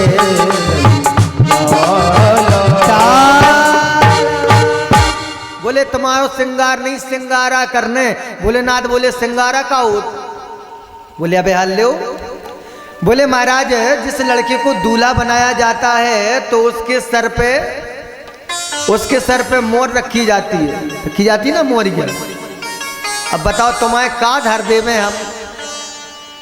कैलाश पर्वत पे यहाँ तो खजूर भी नहीं है। आप बताओ काय की मोरिया रख देवे। भगवान शंकर बोले नो टेंशन, मोरिया तो हमारे पास एडवांस है। कौन सी मोरिया है? तो भगवान शंकर ने अपने गले से एक करिया उतारा, बढ़िया 2 अंटा मार के बोले बैठ जाओ भाई साहब। सोए से बैठ गए, जो लग गई मोरिया। मोरिया मुझे कलगी होती ना, सुबह सांप से बोले एक काम करो, फन फुलाए रज्जू। बोले जी, ले हो गई मोरिया। अब क्या होना? एक भूत बोला तो कम से कम कुंडल तो पैर ही लेते, कंकन बांधा जाता है। बताओ का बांध दें आपके हम? सो एक सांप का बच्चा पतला सा लिया, सो लेकर के ऐसे बांधा, 2 बाह में गांठे लगा नहीं। बोले बन गो जो कंकन, और जो ऐसो कंकन है कि छोरवे वाले कक्का को रोए। काया बे तो नाग देवता लटके। 2 बिच्छू लेकर के कान में पहन लिए, बोले हो गया श्रृंगार। भूत प्रीत बोले ठीक है, फिर जैसी तुम कहो। और कोई कमी? एक भूत बोलो महाराज सुंदर नहीं लग रहे हैं, थोड़ी पाउडर वाउडर बढ़िया लगा लेते तो। भगवान शंकर बोले अब ले सो धूना से उठाई भभूत मुंह में और रगड़ ली। बोले अब भूत बोलो अब बहुत अच्छे लगे, बढ़िया नीके लग रहे, बैठ जाओ। भगवान शंकर जी का विवाह है, बड़ी प्यारी बात। सब लोग बेचारे तैयार हो गए, बराती बढ़िया। भगवान शंकर भी असगुन खड़े एक कोने में रोए। असगुन बेचारे रोए। जानती हो असगुन क्यों रोए? क्योंकि किसी का भी विवाह हुए असगुन अगर कोई कर देना तो उसको भगा देते। जैसे किसी लड़के की बारात जा रही हो, आप लोग सोचो, और कौए छींक आ जाए कोनो माता बहन को, लड़का गाड़ी पे बैठने वालो हो दोनों का सो बगल वाली दीदी वहीं के शर्म नहीं लगत दीदी तुम्हें इतनी छिक कर रही? बताओ उतरे आओ, फिर बैठी हो पानी आनी पी लो। असगुन सब असगुन रो रहे थे खड़े खड़े। भगवान शंकर बोले टेंशन नहीं करने, अपनों ही ब्याह हो, आ जाओ सब आओ। सो सब आ गए असगुन भी, भूत परी सब। विष्णु भगवान ने जैसे ही देखो, भगवान विष्णु बोले हमें लगा इनके लक्षण ऐसे हैं कि ये रसगुल्ला मिलन नहीं ले। बताओ ऐसा लड़का कहीं होता है कि एक तो कपड़ा नहीं पहने, ऊपर सांप और रखे खोपड़ी पे। चलो ये तन से छोड़ो, एक गरे में है 2, एक है 3, और कानन में बड़े बड़े बिच्छू। काव्य अगर धोखे में छुप गए तो बस राम ही है। भगवान विष्णु बोले सुनो, हमें तो लगता है देवता और रसगुल्ला की व्यवस्था नहीं हो पाएगी। एक काम करो, अपन और अलग चलो। हाँ का इनके लक्षण नहीं दिखा रहे ना। तो विष्णु भगवान ने सब देवताओं को लिया और पहले ही निकल गए। भगवान शंकर बोले खूब पहुंच जाओ, दोनों लड़का नहीं आए, दोनों चाय नहीं दे कोई। बताओ हाँ चले जाओ। भगवान विष्णु निकल गए। अब तो भूत प्रेत बढ़िया सजे अच्छे, और बोले प्रभु एक बात बताएं। भगवान शंकर बोले बताओ। बोले आपका विवाह है? बोले हाँ। बोले थोड़ी नचने को मन हो रहा हो। भगवान शंकर बोले तो डीजे कहाँ से लेके आए? भाई विवाह तो है नहीं, कहाँ से ले आए बताओ। एक भूत बोला प्रभु आप का चक्कर में पड़े, इतना बड़ो डीजे आप संज्ञा लें क्या? बोले बजन दो जो डमरू। भोलेनाथ बोले तो ठीक। सो भोलेनाथ ने अपना डमरू लिया। कहती है कि पिताजी मैं तो जा रही हूँ, मुझे कोई चिंता नहीं है, पूरे सुख हैं, लेकिन अगर चिंता है पिताजी तो आपकी है, क्योंकि अब तक मैं आपके साथ थी। जब तुम्हारा सिर दर्द हुआ तो रात में मैंने तुम्हें दवा दे दी, जब तुम्हें बुखार आया तो रात को मैंने टेबलेट आपको दे दी। आप अपने शरीर का बिल्कुल ख्याल नहीं करते हो। बस इतना निवेदन कर रही हूँ कि मेरे जाते समय पिताजी अपनी दवा को खाना नहीं भूलना, शाम के समय जरूर दवा ले लेना। और जानते हो पिताजी मेरी माता का भी ध्यान रखना। ये प्रेम बेटी का, ये प्रेम बेटी का, ये पिता का प्रेम प्यारे। और ऐसा पिता कैसे भूल जाए अपनी बेटी को? मैया सती समझा रही अपनी माता को।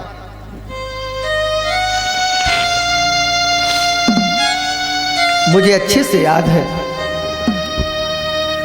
मेरी विदाई में मेरे पिता ये जो दक्ष प्रजापति मेरे पिताजी फूट फूट के कोने पर रो रहे थे और ये कह रहे थे कि बेटी तुझे मैं क्या दे दूं, सब कुछ दे दिया लेकिन फिर भी मुझे संतोष नहीं होता। और प्यारे बेटी को चाहे कुछ भी दे दो लेकिन पिता को कभी संतोष नहीं होता। बेटी को चाहे कुछ दे दो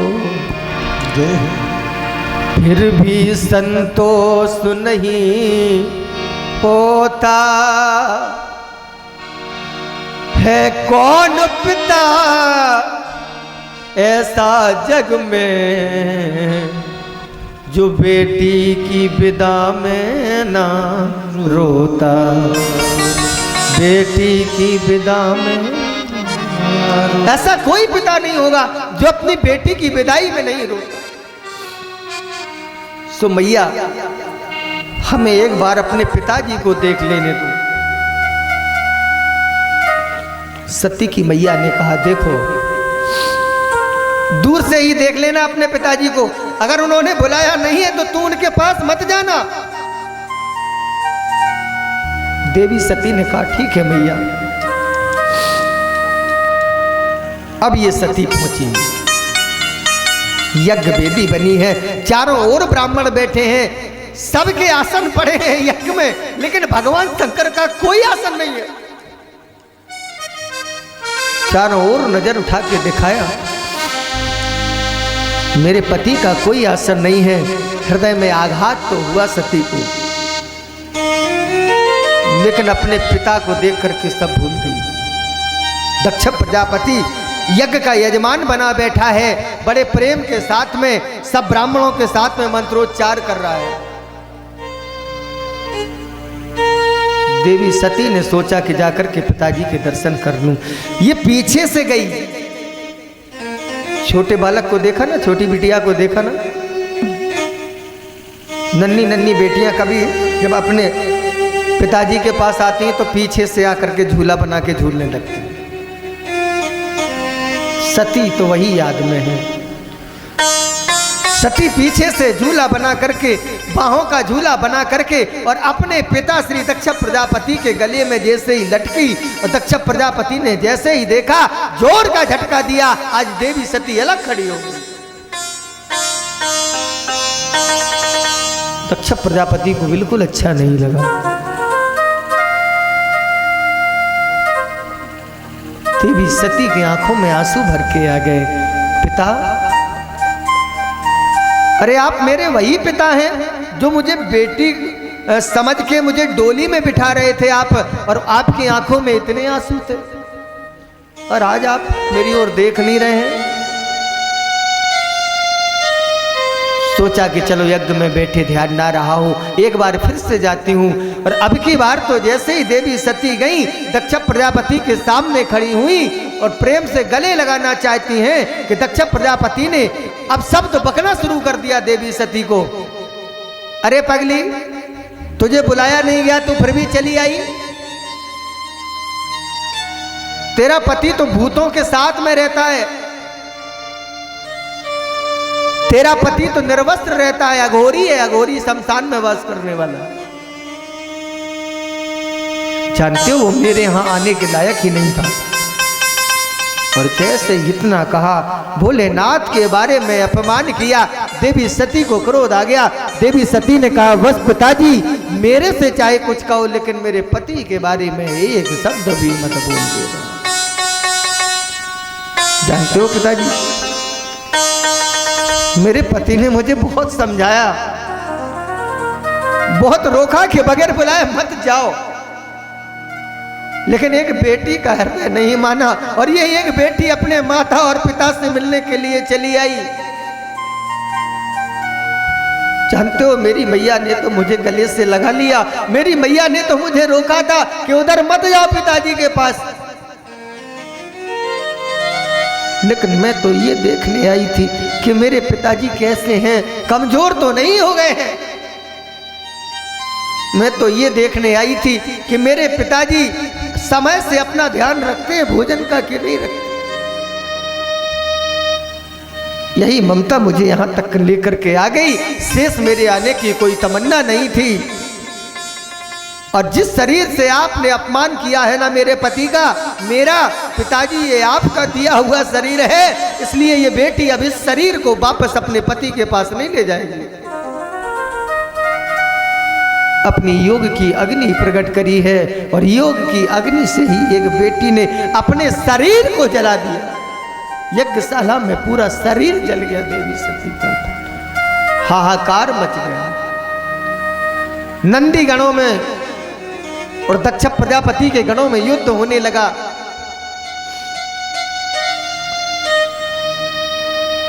लेकिन दक्ष प्रजापति के गण ज्यादा थे। कुछ रोते हुए शिव जी के गण भगवान शंकर के पास पहुंचे। कहा देवी सती ने अपने प्राणों की आहुति दे दी, त्राई माम। भगवान शंकर तो सब देख रहे थे। एक बाल लिया और बाल लेकर के एक जटा जो ही धरती में गिराई, वीरभद्र प्रकट हो गए। बोलिए वीरभद्र भगवान के जय हो। वीरभद्र चले हैं, जाओ यज्ञ को देखो। भगवान शंकर गए हैं, वीरभद्र गए हैं। वीरभद्र ने जाकर के जैसे ही अपनी कदम यज्ञशाला की ओर बढ़ाए तो यज्ञ के जो ब्राह्मण थे वो धूल उल्टी देख करके घबराने लगे। एक पंडित जी बोले जे धूरा कैसे उड़ रही? सो दूसरे पंडित जी बोले कि हमें लगता है गाय चर के आ रही हैं इसलिए। तो तब तक धूल और पास आई। कहा भैया ये तो कोई धूल नहीं है, ये तो कोई लोग आ रहे हैं। जब तक भगवान शंकर के गण पहुंचे और जाकर के सबसे पहले पूखा ऋषि को देखा। हाँ, ये पूखा ऋषि वही है, इनकी लंबी लंबी दाढ़ी। जैसे ही सती यज्ञ में जलने लगी सो ये दाढ़ी पे हाथ फेर के कह रहे थे अच्छा हुआ ठीक जल गई, बगैर बुलाए आई थी। भगवान शंकर ने भी अपने मन से तो प्रणाम किया लेकिन तन से प्रणाम, क्योंकि ये समाधि में बैठे हैं और ये लोग तो यही देखते हैं कि कौन हमसे राम राम कर रहा है कौन नहीं कर रहा है। दक्ष प्रजापति ने कहा ब्रह्मा जी ने प्रणाम नहीं किया, चलो कोई बात नहीं, ये तो मेरे पिताजी हैं, पिता जैसे हैं, और पिता बच्चे को प्रणाम ना करे तो कोई बात नहीं। विष्णु भगवान ने प्रणाम नहीं किया, ये भी मेरे पिता के समतुल्य हैं। लेकिन इस शंकर ने प्रणाम क्यों नहीं किया, इस भोले ने प्रणाम क्यों नहीं किया? अरे इसको तो मैंने अपनी छोटी बेटी सती दे दी है ना, सती का विवाह कर दिया है भगवान शंकर के साथ।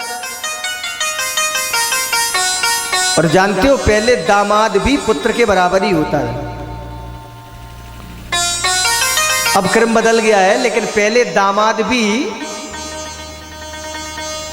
माता पिता के चरण छूता था। दामाद भी अपनी पत्नी के माता पिता के चरण छूता था। कई राज्यों में आज भी है, पश्चिमोत्तर सभ्यता में आज भी है पीछे, क्योंकि दामाद पुत्र के बराबर ही होता है। महाराज दक्ष प्रजापति तो आंखें लाल, बायलन में छेड़ो सो रंजनी बायलन है, आंखें लाल की। और वहीं भगवान शंकर को अब शब्द बकने लगा, अरे देखो इसको, ये तो भूतों के संग में रहने वाला है, इसको मैंने अपनी पुत्री सती दे दी लेकिन फिर भी इसने मुझे प्रणाम नहीं किया। और तमाम भोलेनाथ को अनन्यान बातें करने लगा, लेकिन मेरे भोलेनाथ ने कुछ भी नहीं कहा। प्यारे ये तो ऐसे देवता हैं कि जहर को भी पी लेते हैं, चाहे कुछ भी कुछ कह दे, लेकिन भगवान शंकर पर कोई असर पड़ने वाला नहीं। भोलेनाथ तो चलने लगे, लेकिन नंदीगण ने खड़े होकर के श्राप दे दिया दक्ष प्रजापति को कि अरे दक्ष, तू इस मुख से भगवान को गाली दे रहा है तो तेरा ये मुख कट के बकरे का मुख लग जाएगा। और प्यारे नंदी और भोलेनाथ दोनों चले गए। लेकिन जानते हो अभिमानी आदमी भी शांत बैठने वाला नहीं है। इसने विचार किया कि भगवान शंकर को नीचा दिखानेंगे और इसको हम समाज में नीचा दिखाएंगे अब की बार। ऐसा विचार करके महाराज दक्ष प्रजापति ने एक यज्ञ किया। यज्ञ में सब लोगों को निमंत्रण दिया, सारे लोगों को निमंत्रण दिया है। ब्रह्माणी को निमंत्रण है, इंद्राणी को निमंत्रण है, माता लक्ष्मी को निमंत्रण है, लेकिन अपनी बेटी सती को नहीं बुलाया, भगवान शंकर को नहीं बुलाया। समय आ गया। अच्छा, कुछ रिश्तेदार ऐसे भी होते हैं जैसे उन्हें पता चले कि बिटिया की और बाप की नहीं बन रही, और पिता के यहाँ कोई काम हो गए, उन्हें पता है कि बिटिया को नहीं बुलाया, तब भी वो जानबूझ के बेटी के पास जाएंगे। काहे वो चल नहीं रही तुम्हारे पिताजी के यहाँ वो शादी है, तुमको नहीं बुलाया क्या? जलाने के लिए। सबकी सब देवता जो हैं वो अपना विमान लेकर के और कैलाश पर्वत के ऊपर से ही जा रहे हैं, बिल्कुल सामने। विमान निकला, देवी सती आंगन में थी, इंद्राणी सजी हुई चली जा रही हैं। देवी सती ने देखा, इंद्राणी ने कहा आ नहीं रही हो। सती ने कही कहां, जब तक विमान निकल। अरे ये देवियां कहां जा रही हैं, मेरी तो कुछ समझ में नहीं आता। और जब तक ब्रह्माणी निकली, ब्रह्माणी ने कहा देवी सती चल नहीं रही हो क्या? सती ने कहा कहां? अरे तुम्हें पता नहीं है तुम्हारे पिताजी के यहां यज्ञ हो रहा है, हैं? प्यारे, जिस बेटी के पिता के यहां यज्ञ हो,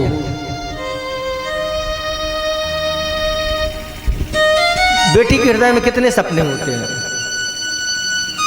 कथा भागवत हो, यज्ञ हो, किसी भी बेटी के यहां, तो बिटिया ससुराल से अपने पिताजी के यहां पे आ जाती है।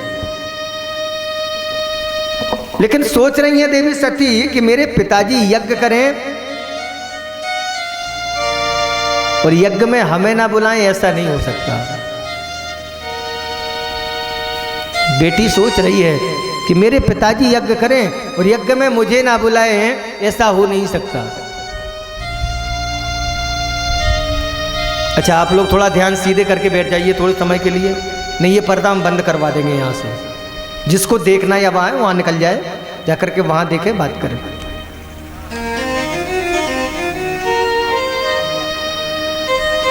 प्रत्येक बेटी के हृदय में एक भावना होती है कि जब मेरे पिता के यहाँ यज्ञ होगा तो हम जाएंगे। लेकिन जब उसी बेटी को नहीं बुलाया जाए तो उस बेटी के हृदय में क्या गुजरती है। सती सोच रही हैं बुलाया तो जरूर होगा, लेकिन हो सकता है कि पत्र देने वाला ही भूल गया हो। सती ने भोलेनाथ से कहा, सती ने भोलेनाथ से कहा, स्वामी क्या आपको पता है, क्या आपको पता है कि आपके ससुर के यहाँ पे यज्ञ हो रहा है? देखो, ये नहीं कहा कि हमारे पिताजी के यहाँ यज्ञ हो रहा है। ये भी एक बोलने की कला है। माताओं बहनों को कोई काम करवाना हो अपने पति देव से तो फिर ऐसे ही बोला जाता है। आपको पता है आपके ससुर के यहाँ पे यज्ञ, क्या आपको बुलाया गया?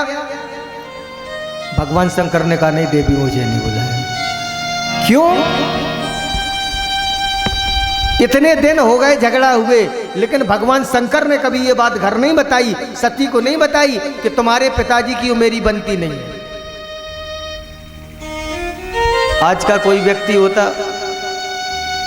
ससुराल जाए, कोई केवल पैर ही ना छुए तो घर आके सबसे पहले श्रीमती जी से कहेगा देखो तुम्हारे भाई ने हमारे। लेकिन प्यारे भोलेनाथ ने आज तक नहीं बताया कि हमारी और तुम्हारे पिता के बीच में थोड़ी सी बहस हो गई। अच्छा, क्या बात हुई? भगवान शंकर ने कहा कि देखो देवी, तुम्हारे पिताजी में और हम में थोड़ी सी बनती नहीं है, अनबन है बस, और कुछ नहीं। क्या अनबन है? कुछ नहीं, एक बार सभा में आपके पिताजी आए, सबने प्रणाम किया उनको, मैं भी ध्यान में था, मैंने मन से प्रणाम किया, लेकिन पिताजी ने आपके ने ये देखा नहीं कि हमने प्रणाम किया, मेरे से अपशब्द बोलने लगे, मैं उठ करके चला आया, बस इतनी सी बात। और जानते हो प्यारे, जब कभी भी पिता की चर्चा होती है एक बेटी के सामने, तो एक बेटी हमेशा अपने पिता का ही पक्ष लेती है, चाहे जब देख लेना। ये बेटियां बड़ी ममता की मूर्ति होती हैं। ससुराल में जब कभी कोई इनकी माता को कहे ना, पिता को कहे ना, तो ये बेटियां हमेशा अपने माता पिता का ही पक्ष लेती हैं। सती ने कहा, स्वामी जब सबने प्रणाम किया तो आपने प्रणाम क्यों नहीं किया? आपको प्रणाम करना चाहिए कि नहीं? भगवान शंकर ने कहा, देखो देवी, मैंने प्रणाम तो किया, लेकिन तुम्हारे पिता समझ नहीं पाए। तो मेरे पति देव नाथ बोले, नाथ हम तो जाएंगे अपने पिताजी के घर। ऐसी कौन सी बेटी होगी जिसके घर में यज्ञ हो रहा हो और जिसके पिताजी यज्ञ के यजमान बने हो और फिर वो बेटी यज्ञ में ना जाए? भगवान शंकर ने बहुत समझाया, देखो देवी, ना जाओ वहां जहां पर बुराई होती है, जहां पर कोई विरोध मानता है, वहां नहीं जाना चाहिए। और जहां पर तुम्हारे पति का सम्मान ना हो, वहां भी नहीं जाना चाहिए। लेकिन एक बेटी अपने पति से भी कहीं ज्यादा अपने पिता को मानती है। देखो स्वामी, हम जब से आई हैं, जब से एक भी बार अपने पिताजी के यहाँ नहीं गए। जब से विवाह होकर के आया, जब से एक भी दिन अपने पिताजी के यहाँ नहीं गई, जब से अपनी मम्मी को नहीं देखा, अपनी माता को नहीं देखा, सो मेरी प्रबल इच्छा हो रही है कि हम एक बार अपने माता पिता को देख करके आ जाएं। भोलेनाथ तो जानते हैं कि देवी सती मानने वाली नहीं है। सो सती के वस्त्र दे दिए, सती के खिलौने दे दिए, कहा जाओ देवी। अब सती चली, रास्ते में सोचती जा रही हैं। जब आप लोग भी अपने माता पिता के यहाँ जाती हो तो बड़े ख्याल होते हैं ना मन में, हम जाएंगे, होली पे मम्मी मिलेंगे, पापा मिलेंगे, भैया मिलेंगे, भाभी मिलेंगे, बहुत सारे ख्याल दिमाग में रहते हैं। सती सोचती हुई चली जा रही है प्यारे, लेकिन कोई भी इनसे बोलता नहीं है। बहनें दरवाजे पे खड़ी थी। बहनों ने देखा कि सती आई है, तो बहनों ने हंसते हुए कहा, एक बहन ने दूसरी बहन ने, देखो ये भी आ गई है। दूसरी बहन ने कहा, हमें तो लगता है इसको तो बुलाया ही नहीं गया, बगैर बुलाई ही आ गई।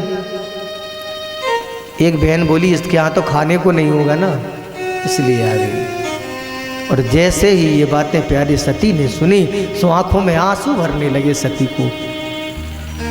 सती को लगा कि शायद भोलेनाथ ने ठीक कहा था मुझसे कि मुझे बगैर बुलाए नहीं जाना चाहिए। ये बहनें तो मेरा सम्मान ही नहीं कर रही हैं, ये बहनें तो सब उल्टा सीधा बोल रही हैं। दूर नजर गई है और नजर दूर जैसे जाकर के पहुंची, सो दरवाजे पर देखा कि सती की मैया खड़ी है।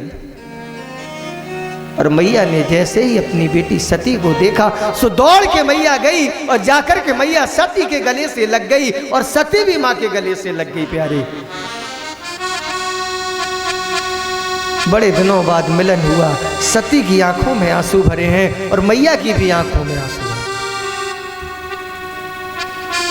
जानती हो मैया, जब से तूने विवाह करके मुझे पराया कर दिया ना, जब से कभी मुझे बुलाया ही नहीं। और जान रही हो मैया, मेरे पति को भी नहीं बुलाया गया। पति ने तो बहुत रोका, लेकिन मुझे आपकी याद आ गई, सो मैं चली आई। और यहाँ देखो कोई मुझसे बात नहीं करता, मेरी बहनें भी मेरा मजाक उड़ाती हैं। माता तू तो जानती है, जब से तूने मुझे विदा कर दिया मेरे बालों में कोई चोटी बांधने वाला नहीं है। देख मां मेरे बालों को। और ये पिताजी जिनकी मैं इतनी चिंता करती थी, इन पिताजी ने भी ऐसा किया मेरे साथ। मुझे मेरे पिता से ऐसी उम्मीद नहीं थी। सती की आंखों में आंसू हैं, मैया की आंखों में आंसू हैं। आज दोनों माँ और सती दोनों रो रही थी प्यारे, कि मैया ने अपने आंसू पोंछते हुए कहा, देखो बेटा सती, मैं तुम्हें बताऊं, अगर तुम्हारे पिता ने तुमको बुलाया नहीं था, भोलेनाथ को बुलाया नहीं था, तो तुम्हें भी नहीं आना चाहिए। बगैर बुलाए आना ठीक नहीं है। जैसे इतना कहा, आज फूट फूट करके रो पड़ी बिटिया। और एक बेटी करती भी क्या है, अपने पिता से इतना प्रेम करती है बेटी। अगर ये प्रेम कभी आपको देखना है तो उस अवसर को देख लेना जिस समय बेटी की विदाई हो रही हो। जब बेटी की डोली उठाई जाती है ना घर से, बहनें एक और रो रही हैं, भैया एक और रो रहे हैं, भाभी एक और रो रहे हैं, और बेटी फूट फूट के रो रही होती है। डोली उठाई जाती है, थोड़ी रोकने के बाद उस रोती हुई दुल्हन से पूछा जाता है, अगर किसी से मिलना हो तो बताओ। और जानते हो ये बेटी रोते हुए कहती है कि मुझे किसी से नहीं मिलना, अगर मिला सकते हो तो एक बार मेरे पिताजी को बुला लो। और बेटी फूट फूट करके रोती है, और एक पिता दूर खड़ा हुआ रोता है। ऐसी ये बेटी होती है। पिता भी बेटी से बड़ा प्यार करता है। जानते हो जब बेटी की विदाई होती है सब लोग रोते हैं, लेकिन एक पिता अपने हृदय पे पत्थर रख के नहीं रोता है। सब लोग कहते हैं कि वो पत्थर दिल है, लेकिन प्यारे वो पिता सबसे अलग दूर जाकर के कोने में और बहुत जोर से रोता है। पिता एक ऐसी स्थिति पे होता है कि ना तो रो के बेटी के सामने जा सकता है और ना खुद सबके सामने आंसू बहा सकता है।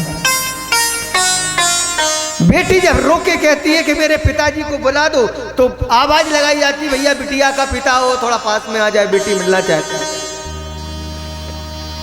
और बेटी का पिता अपने आंसू पोंछ करके और डोली के पास पहुंचता है, अपने आंसू छिपाए हैं और बेटी के सर पे प्यार से हाथ फेरता है। पगली क्यों रो रही है, तुम अपने घर जा रही है, अभी 2 दिन बाद फिर तो आ जाएगी, तो रोती क्यों है तू? कोई चिंता हो तो बता। लेकिन बेटी कभी अपने लिए नहीं मांगती। जानते हो बेटी उस अंतिम समय में भी क्या कहती है?